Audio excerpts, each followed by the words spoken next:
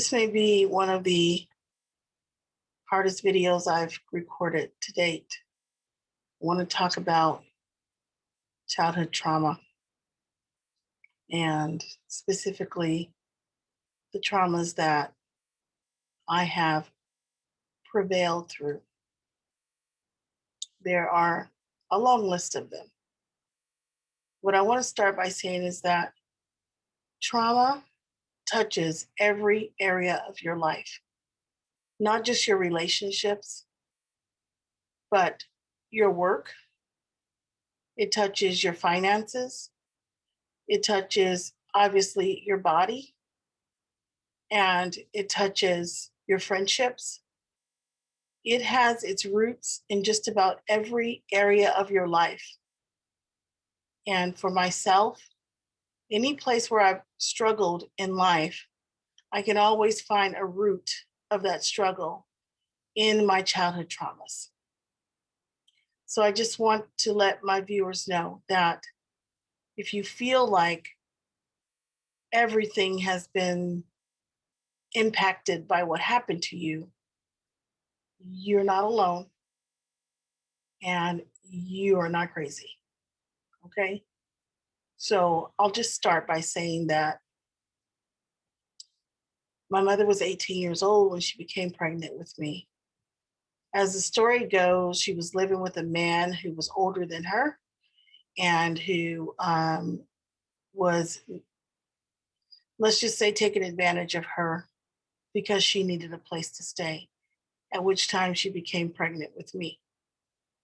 I've been told that, I was left with many people when as a child, one of which was my aunt, who raised me for a significant part of my younger years. So when my mother had me, she then met another man who became my stepfather, who she married.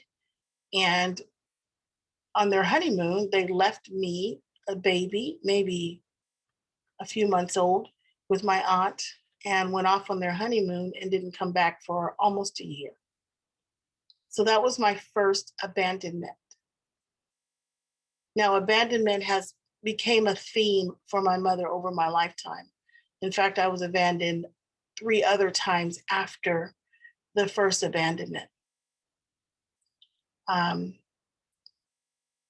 After I was retrieved by my mother from my aunt, we proceeded to move in with her my stepfather, Terry, who molested me. How many times? I'm not sure. I have clear memories of at least 3 times. Clear memories, not foggy, not made up like he says or someone told me. No, those of you who know what trauma is and understand, I have very vivid and clear memories. Because of the work that I've done, they're not as clear and vivid as they used to be. And we can get there. Everyone can get there. But I know exactly what happened to me. After that, my parents divorced. I'm just going to move you quickly through a timeline because I don't want to keep you here all day, but I want to give you a synopsis of like the types of abuse that I suffered so that you will understand where I come from when I tell you the second part of this. And so that you know that there's things that I will understand. Like if you leave me a comment or if you share, if you reach out to me, there isn't anything that's going to shock or disgust me. Okay, so I want this to be a platform where we can talk to each other and share. I'm planning to put together some Zoom sessions, some workshops and things like that so that we can just get this out there and there will be a place for us to come and feel safe for those of us who need a place to come and feel safe. So here are the other lowlights. The other low light is that my parents divorced. We were living in an upper middle class life. My father worked for Portionality. My mom did admin work for the city. We lived a decent lifestyle. After my parents divorced, we moved back to the ghettos. We moved to the ghettos, back to my mother's family, where we were homeless. None of her family members would allow her or her children to sleep in the house. So we slept in tents in the backyard. We slept in cars. We literally stayed in homeless shelters. We slept on the beach wherever we could. After a few years of that, my mother decided that she had had enough. She had 4 children.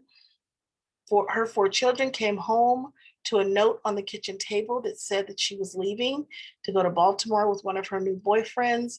There was $100 at the liquor store, and that we should fend for ourselves, and that Terry, the child molester who I thought I had escaped, would be there in a month to pick us up. Why a month? I don't know.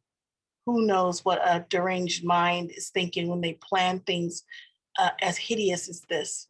So for me, this is one of the most significant memories that I have.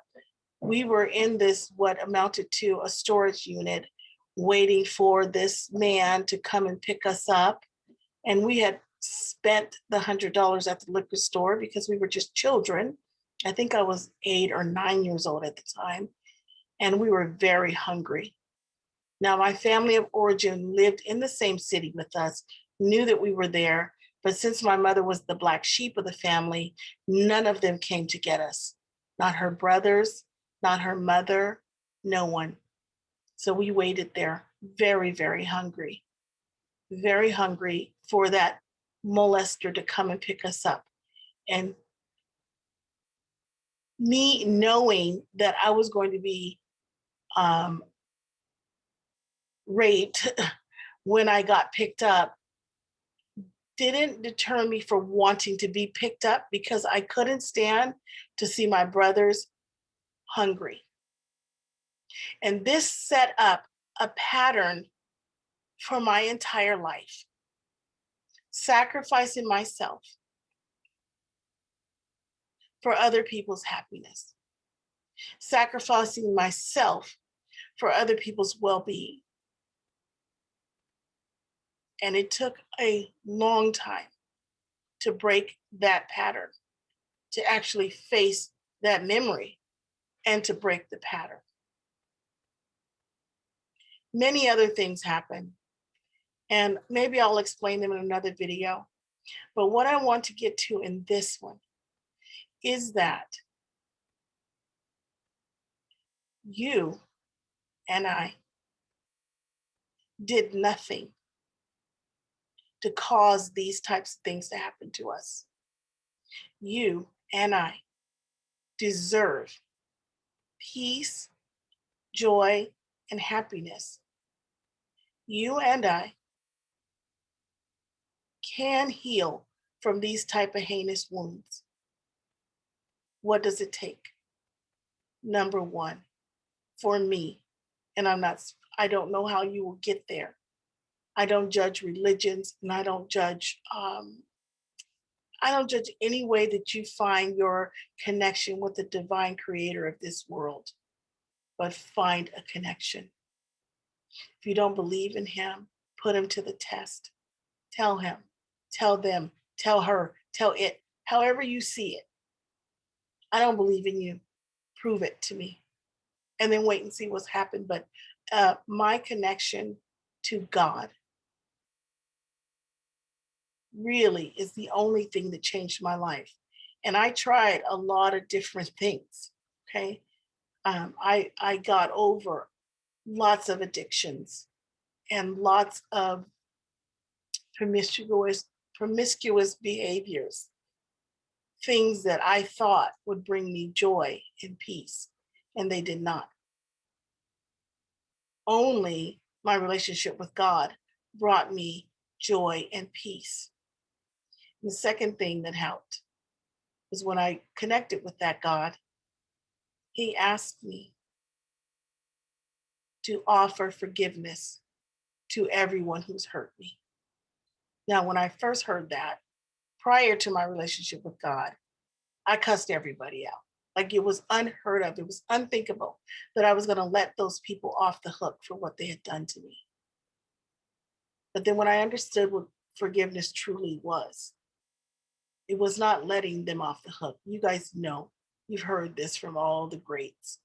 Forgiveness was for me, and it did work for me. Forgiveness did not mean that I had to have a relationship with Terry or my mother or anyone else. And it doesn't mean that for you. You forgiveness does not mean reconciliation. It just simply means letting go of the need to be validated, to be heard, or to be apologized to. Because if you don't, you still have given them power to control how you feel. Oh, if they don't do this, I won't feel that. That is all a detriment to your growth, to your health. So, forgiveness. And the third is self love. I had to really go back and reconnect with my inner child, with that little girl who had suffered so many unspeakable things. And I had to reassure her that I was going to take care of her from now on, that I would be her mother and God would be her father, and that we as a team would take care of her.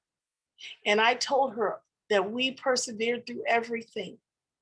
And I told her that we told off everybody who ever hurt us. And I told her that we were going to be just fine. And that one day she was going to make a video and she was going to tell the truth and that she was going to help other people. You have to go inside and do that work. Talk to your inner child, love, nurture, and nourish them, and reassure them that you will survive. You can do this by simply meditating or thinking about it or writing a letter.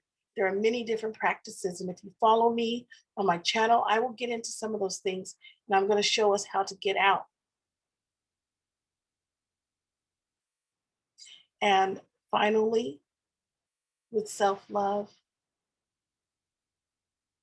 find a way to give back. Find a way to take your story and make it mean something, make it impactful, make it helpful to another human being. And if you do that, then you've won. You are victorious. You are more than a conqueror. Remember to like and subscribe. Let's do this together. And finally, I'd like to say to all of the women and men in my family who have suffered abuses at the hands of people that I know, I want you to know that I see you and I hear you. And I will hold everyone accountable, not in an unforgiving way, but in a way that says you cannot hide in the shadows anymore. And I encourage you, if there are people in your family who are hiding in the shadows, out them. Speak your truth and make it known so that the children who come after you will have more protection than you did. Thank you for joining me here in the Twilight Zone.